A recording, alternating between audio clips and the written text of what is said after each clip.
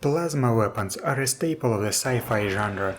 I always liked them ever since I played Doom as a kid. What can be better than spraying a horde of demons with a stream of white-hot plasma? In that regard, I am very fortunate, because GURPS has many different plasma weapons, and even more if you include fan content, and I will talk about it in this video too. There are three types of plasma weapons in GURPS: plasma flamers, plasma guns, and plasma lances. Let's start with the flamers. Plasma flamers appear at TL9 and are super science weapons.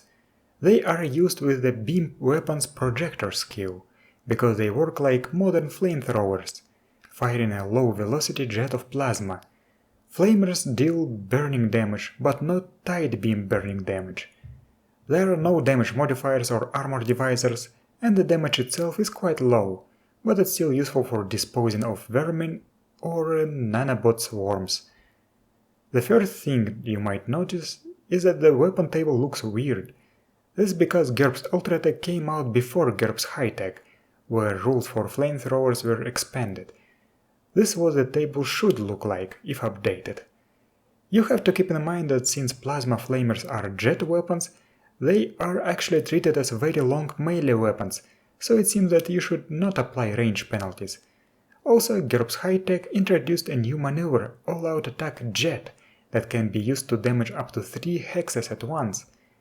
The range values are quite high, so if you don't like the fact that range penalties are ignored, feel free to treat them as normal ranged single-shot weapons, but I believe that the jet rules make them more fun to use.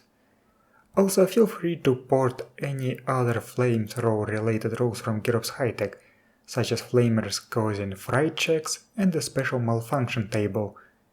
Plasma flamers, just like all other plasma weapons, are said to use power cells on the weapons table, but it's actually not that simple. Power cells for plasma weapons also contain hydrogen used to generate plasma, and are called power cartridges. Thus, they are not interchangeable with normal power cells. This also makes it so plasma weapons cannot use hot shots, but instead can be loaded with hot power cartridges, which have the same effect. The second type of plasma weapons appears at TL10, the plasma guns. At TL11 they become known as fusion guns. Like plasma flamers, they are super science weapons. Plasma guns use a laser to create an evacuated channel in the atmosphere and fire a plasma bolt through it. Plasma guns are more energy efficient than other beam weapons, and hence deal significantly more damage. They inflict burning surge explosive damage with an armor divisor of 2. Yes, I know that there is no surge modifier on the weapons table, but the description clearly says that plasma bolts can short out electrical systems, so I believe that it's an oversight. The burning damage is normal, not tight beam burning. And, as I said before, plasma power cartridges are not interchangeable with normal power cells. There are some other moments that set plasma guns apart from other beam weapons. First, they are not recoilless, they have recoil too. Second, laminate armor is better against plasma bolts than normal. GURPS Ultra-Tech does not always spell that out clearly, but if you check the Ultra-Tech Armor Design Pyramid article, you will see that even clamshells are supposed to protect against plasma bolts and shape charges better than normal. The word laminate in their description is not just for flavor. Third, remember that laser beam that creates a channel for the plasma bolt in the atmosphere? I already brought a similar problem up in my video about grav guns, but this time I believe things are clearer. It is said that plasma bolts explode when they contact air. Thus, you cannot fire a plasma bolt through a laser blocking prism smoke or radiant prism smoke. The bolt should explode as soon as it hits the boundary of the area covered by smoke. This adds another countermeasure against plasma guns. Unfortunately, the Blaster and Laser Design article does not allow us to create plasma weapons. However, the GURP blog is a blessing yet again, as it has 2 posts about designing plasma weapons that are packed with various optional rules that can make things even more interesting. Both of the posts are linked in the description, check them out. The first optional rule that I'd like to showcase is a more realistic range. The author presents an alternative mechanism for delivering the plasma bolt, and a new formula to calculate range. Now the plasma bolt will be closer to a smoke ring, fired out of a vortex ring projector, and have a much shorter range. I think it is supposed to be something of a setting switch. You either use one option or another in your game. But I see no reason why they wouldn't be able to coexist. These vortex plasma guns do not depend on a laser in an atmosphere, so they can be short-range alternatives to normal plasma guns that do not get blocked by prism smoke.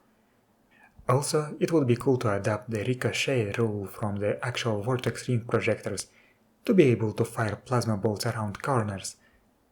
Another cool option is the diffuse plasma guns. They have shorter range, deal more damage, but lack the armor divisor and the explosive modifier. It is possible to build a gun that can switch between the two modes, or build a gun that can only work in the diffuse mode. This is useful as a civilian weapon, or a weapon that is used in situations where collateral damage should be minimized. Finally, there is another option, the plasma blasters, also known as plasma shotguns. I have seen a plasma shotgun in exactly one video game, Crimson Land, and it was one of the best weapons there. Like the diffuse mode, the plasma shotgun mode can be switchable, or you can build a plasma shotgun that cannot work like a normal plasma gun. You might want to include a new beam weapons shotgun skill for these guns, but as far as I know, people usually tend to reduce the number of weapon skills, not expand it. There are also rules for designing plasma flamers and plasma lances. Speaking of plasma lances, what the hell are they? They aren't in GURPS Ultra-Tech. There are only 2 examples, and only one of them is an actual weapon.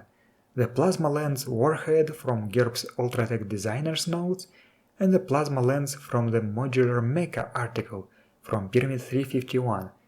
The aforementioned blog post has rules for designing Plasma Lens weapons, and since there is only one pre-written example in the books, you will have to design them.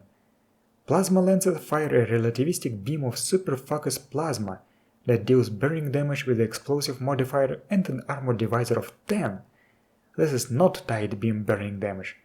Compared to other plasma weapons, they have low accuracy, very short range, but they deal tremendous amounts of damage.